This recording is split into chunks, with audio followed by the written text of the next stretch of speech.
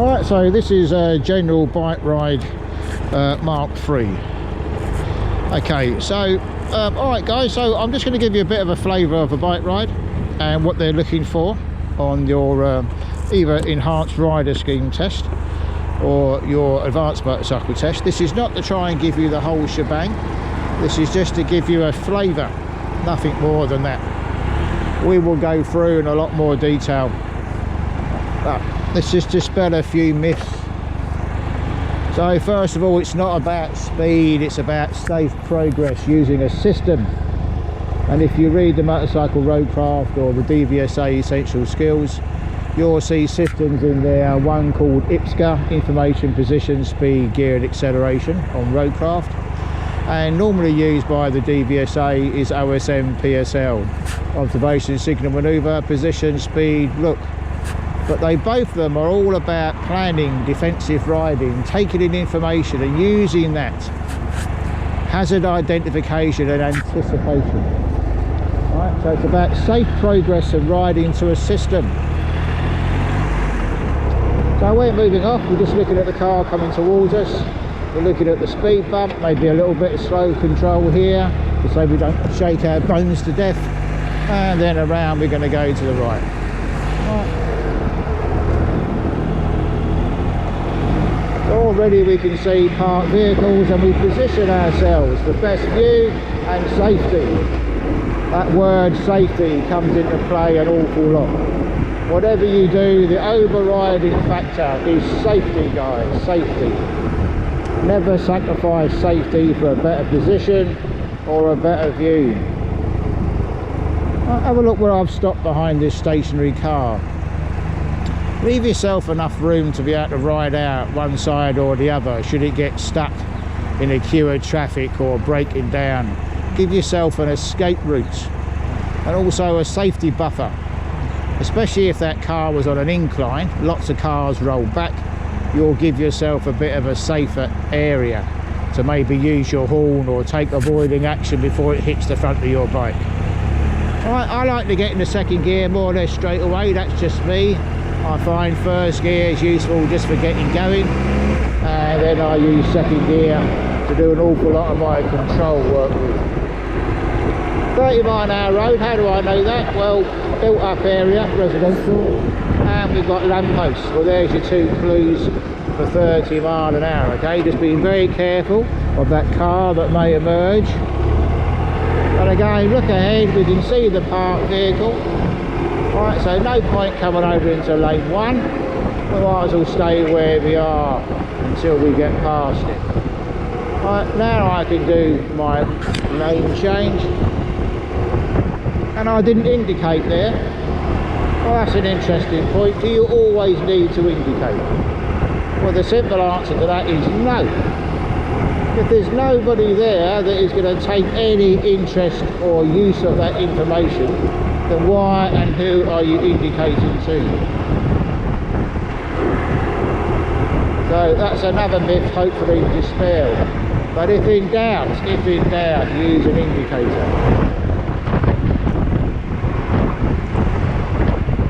Alright, so we're keeping ourselves nice and back, and if I just move myself out slightly to the right, look at all that vision that I've got down the outside of this bus. Don't get too close up behind vehicles. It makes you have to brake harder, increases your chance of an accident, and substantially reduces your view of the road ahead. That's not to say you've got to have a football pitch in between you and the vehicle in front, but you don't want to be up its bumper, especially something you can't see through or over, like a van or a bus or a coach or whatever. Alright, so let's talk about speed. Guys, the examiner, your trainer, will not exceed speed limits. They do not have an exemption from the speed limits. So if you decide to go speeding off with an attempt to show how fast and good you are, you'll be doing that on your own. And you will see them disappear in your mirrors behind you. Right, this is not about breaking speed limits. This is about you riding safely and to a system whilst making easy, effortless progress by using planning, anticipation, defensive riding, positioning. Using the system, information, position, speed, gear and acceleration. And each of those things interact with the other. So information feeds position, position feeds information. Information and position may affect your speed, may affect the gear you're in, and the amount of acceleration that you're about to apply, or not, as the case may be.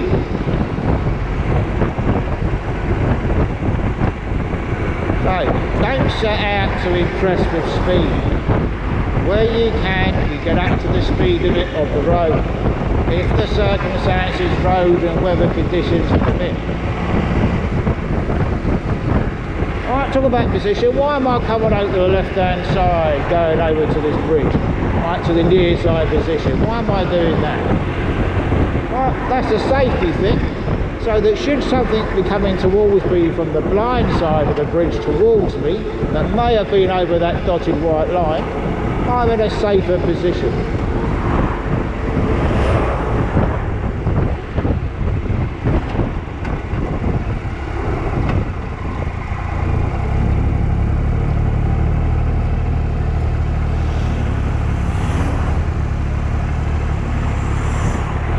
Almost done it there, guys. I was slow moving up to that van and that white car, but they didn't quite get going early enough.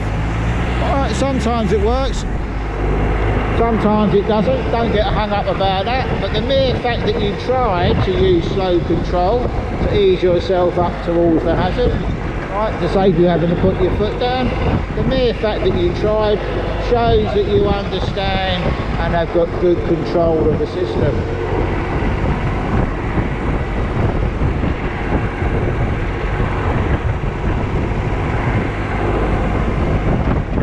So what information are you picking up now?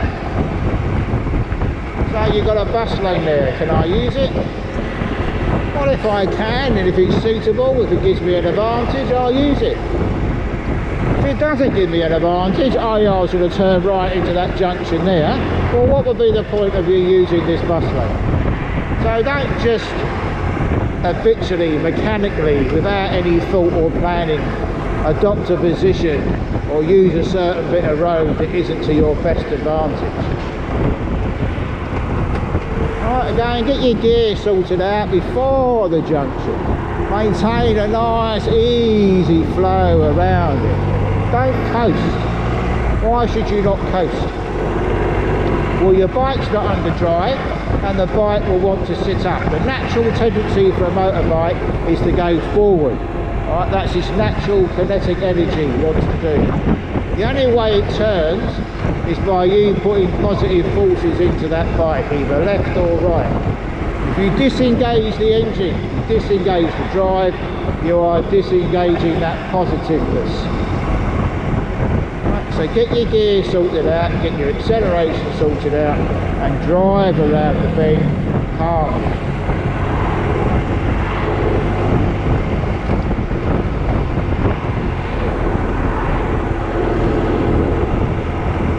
Anticipation, very, very good.